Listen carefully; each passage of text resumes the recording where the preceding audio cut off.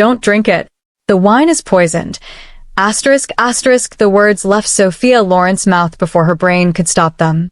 Whispered so close to Alessandro Moretti's ear that she could smell his bergamot cologne mixed with aged leather and tobacco. The Mafia Don froze with a crystal wine glass halfway to his lips, his steel-gray eyes snapping to her face with an intensity that made every instinct in her body scream danger.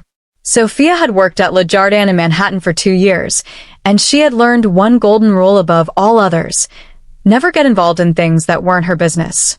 But the sommelier had poured from the wrong bottle, a Chateau Margaux 2015 instead of the 2010 Moretti always ordered, and the young server who delivered it had hands that trembled just slightly as he set it down. And Sophia knew with bone-deep certainty that if Alessandro Moretti drank from that glass right now, he would never walk out of this restaurant alive. Moretti studied her face for what felt like an eternity, his jaw tight and his posture perfectly still in a way that reminded Sophia of a panther deciding whether to flee or strike. He was handsome in a dangerous way, probably in his late 30s, with sharp cheekbones and a thin scar along his jawline that told stories Sophia probably didn't want to know. Everyone in Manhattan's underground knew who Alessandro Moretti was, the sophisticated Don who controlled the Upper East Side territory, and Sophia had served him at table 12 every Thursday and Sunday evening for the past 6 months. The restaurant had gone quiet around them, and she could feel the other diners pretending not to watch while the chandeliers cast their golden light overhead, and a Piaf song played softly from hidden speakers, suddenly feeling too melancholic, too fitting for what might be someone's last meal. Across the dining room, she caught the sommelier's eyes, wide with fear, before he disappeared into the kitchen. At a corner table, a man in an expensive suit checked his watch for the 3rd time, his gaze fixed on Moretti's table with the focus of someone waiting for a specific moment. "Come with me," Moretti said quietly, and the command in his voice made it clear this wasn't a request. Sophia's hands trembled as she followed him past the main dining room where roses bloomed in crystal vases, through the bustling kitchen where Chef Laurent was plating duck confit, down a narrow hallway lined with wine racks that smelled of oak and thyme, and into a private tasting room she had never been allowed to enter before. The room was intimate and luxurious, with velvet chairs, a small marble table, and walls lined with bottles worth more than Sophia earned in a year. Moretti closed the door behind them, and the soft click of the lock sent ice through Sophia's veins because she suddenly realized she had trapped herself alone with a mafia boss who might be just as dangerous as whoever had tried to poison him. The crystal chandeliers in here were smaller, more personal, casting shadows that made Moretti's expression unreadable as he turned to face her. "You just saved my life," Moretti said, setting the poisoned wine glass carefully on the marble table, his movements precise and controlled. "I'm Alessandro, though most people know better than to use my first name." He leaned against the table with his arms crossed, and despite the casual posture, everything about him radiated coiled power. "I need to know exactly what you saw, and I need to know why a waitress who's been invisible for 2 years suddenly decided to become very visible." Chapter 1. Sophia's heart hammered against her ribs as she met Alessandro Moretti's gaze in the intimate glow of the private tasting room. For 2 years, she had perfected the art of being invisible at Le Jardin, moving through the dining room like a ghost in her pressed white shirt and black vest, refilling wine glasses and clearing plates while the wealthy and dangerous conducted their business around her. She had learned to keep her eyes down, her French accent soft and unassuming, her observations locked safely inside her own mind where they couldn't get her killed. But tonight, everything had changed. "I saw the sommelier make a mistake," Sophia said, forcing herself to keep her voice steady even though her hands wanted to shake. "Pierre has worked here for 15 years. He knows every bottle in the cellar, every vintage, every label. He could pour wine in his sleep and never make an error. But tonight, when your order came through, the 2010 Chateau Margaux you always request, he pulled the 2015 instead." Moretti's expression didn't change, but something flickered behind his eyes. A recognition, perhaps, that she had been paying attention to details no one else noticed. "That alone might have been nothing," Sophia continued, her mind racing back through the evening's events, reconstructing the scene with the precision she had developed over countless nights of observation. A simple mistake under pressure. But then I watched him pour it into the decanter, and his hands were shaking. Pierre's hands never shake. And when the young server, Thomas, the new one who started 3 weeks ago, came to collect the wine, Pierre wouldn't look at him. He just handed over the decanter and walked toward the kitchen like he couldn't get away fast enough. She wrapped her arms around herself, suddenly cold despite the warm air in the tasting room. Through the door, she could hear the muffled sounds of the restaurant continuing its elegant rhythm, the clink of silverware, the murmur of conversation, the kitchen staff calling orders in rapid French. Normal sounds from a world that suddenly felt very far away. "I've served you twice a week for 6 months, Monsieur Moretti," Sophia said, and she saw his eyebrow lift slightly at her use of his name, at the acknowledgement that she knew exactly who he was. "You always arrive at 8 o'clock on Thursday and 7:30 on Sunday. You always request table 12 with your back to the wall and a clear view of both exits. You order the duck confit with the seasonal vegetables, and you always have the 2010 Chateau Margaux. You read the Financial Times while you eat, and you leave exactly 22% tip, never more, never less. You speak Italian on your phone calls, and you wear a shoulder holster under your left arm." Moretti's laugh was sharp and brief, more surprise than amusement. "You notice everything." "I notice what keeps me safe," Sophia replied. "In a restaurant like this, where men like you conduct business over foie gras and vintage wine, invisibility is survival. So yes, I notice. I notice that the man at table 8 has been watching you for the past 40 minutes, without touching his meal. I notice that Thomas, the new server, has been working here for 3 weeks, but I've never seen him eat in the staff room or joke with the other servers or do any of the small human things people do when they actually belong somewhere. And I noticed that tonight, for the first time in 6 months, everything about your service felt wrong." She paused, gathering her courage for what came next.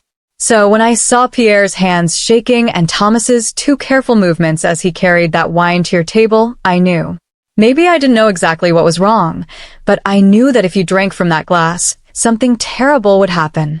Moretti was quiet for a long moment, his steel-gray eyes studying her face with an intensity that felt like being dissected. Then he moved to the small marble table and lifted the poisoned wine glass, holding it up to the light. The burgundy liquid caught the chandelier's glow, looking innocent and beautiful and deadly. "Someone has been killing me slowly for 6 months, he said quietly, and the words fell into the room like stones into still water.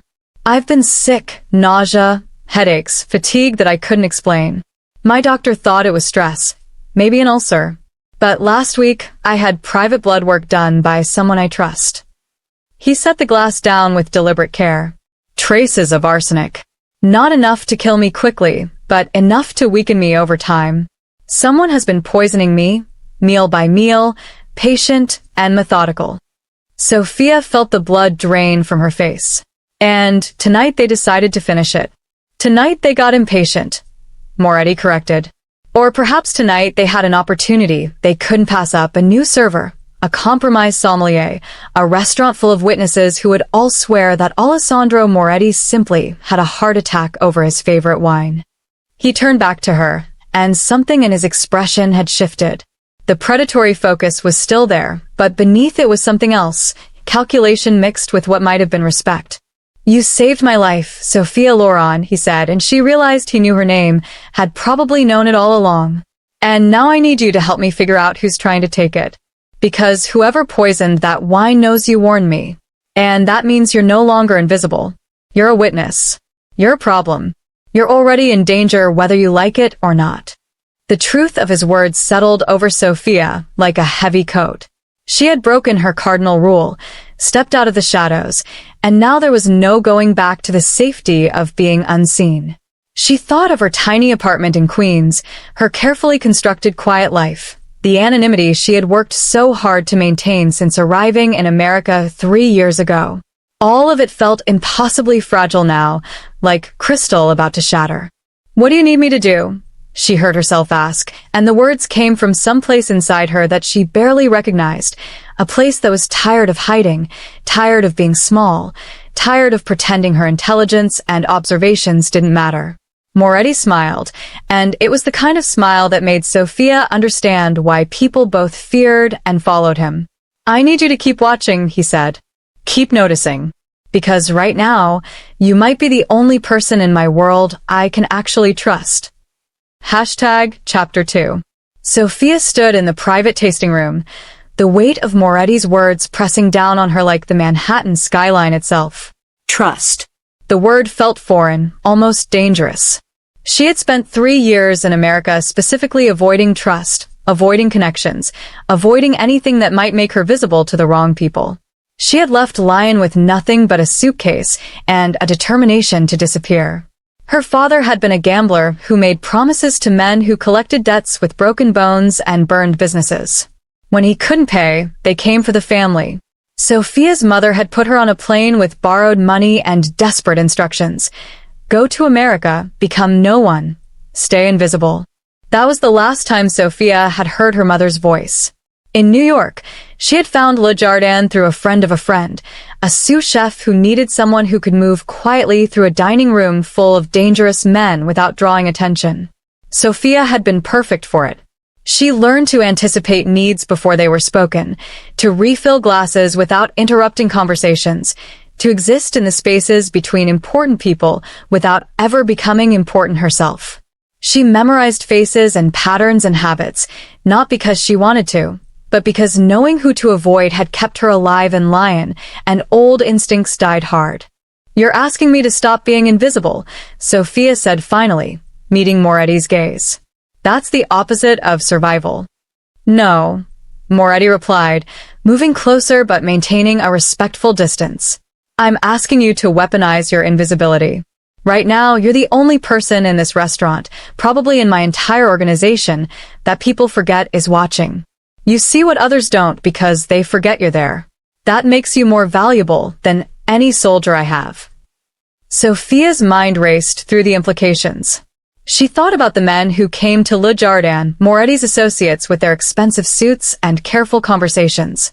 She had served them hundreds of times, watched them conduct business over braised lamb and vintage Bordeaux, observed the subtle hierarchies and tensions that played out in gestures and glances. She knew who deferred to whom, who arrived late and who always came early, who ordered with confidence and who waited to see what others chose first. "Your inner circle," she said slowly. "You think one of them is behind this?" "I know one of them is," Moretti replied. "The arsenic had to come from someone with regular access to my meals. Someone who knows my habits, my schedule, where I eat, and when. Someone I trust enough to let them close." His jaw tightened. "Someone who's been pretending to be loyal while slowly killing me." Sophia felt a chill run down her spine. She had read enough detective novels, watched enough noir films to know how this worked. Betrayal always came from inside, from the people you never suspected because they were supposed to be family. "And you think I can identify them," she said. "I think you already see things my men miss," Moretti said. "You noticed Pierre's hands shaking, Thomas's nervousness, the wrong vintage of wine. My bodyguards stand 3 feet away from me every day, and they notice nothing." He gestured toward her, a slight movement that somehow conveyed both frustration and admiration. "You have a gift, Sophia. You see patterns, anomalies, the things that don't belong. That's exactly what I need." She wanted to say no.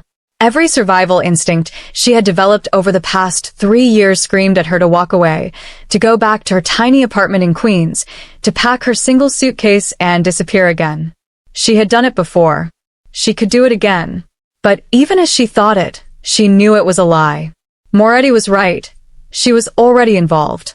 Whoever had poisoned that wine would wonder what she had seen, what she knew, whether she was a threat. Running wouldn't make her safer. It would just make her a target without protection. And beneath the fear, beneath the carefully constructed walls of anonymity, something else stirred. A part of her that had been dormant since Lyon, since the night her mother had pushed her toward the airport with tears streaming down her face. A part that was tired of being small, tired of hiding, tired of pretending her intelligence was something to suppress rather than use. If I do this, Sophia said carefully, I need protection.